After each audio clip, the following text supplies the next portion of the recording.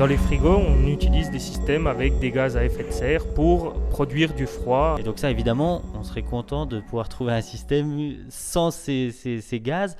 Vous travaillez sur un système comme ça ? Effectivement, donc je travaille sur la réfrigération magnétique. On utilise l'effet magnétocalorique pour produire du froid. Donc on applique un champ magnétique sur certains matériaux et ces matériaux sont ferromagnétiques, donc ils réagissent à l'application du champ magnétique et lorsqu'on leur applique un champ magnétique, leur température intérieure s'élève et lorsqu'on enlève ce champ magnétique, cette température diminue.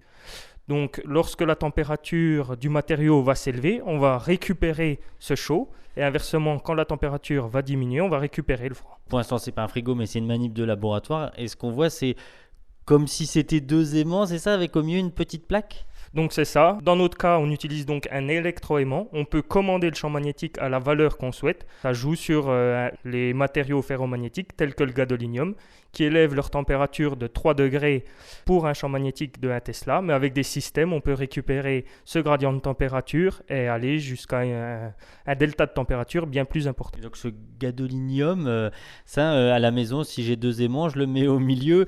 Bon, alors, mes aimants, ils sont peut-être pas très costauds, mais ça chaufferait un tout petit peu.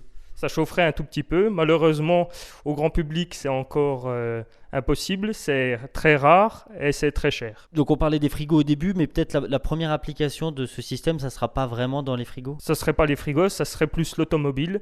Donc le côté froid utilisé pour la climatisation et le côté chaud, par exemple, pour préchauffer le moteur.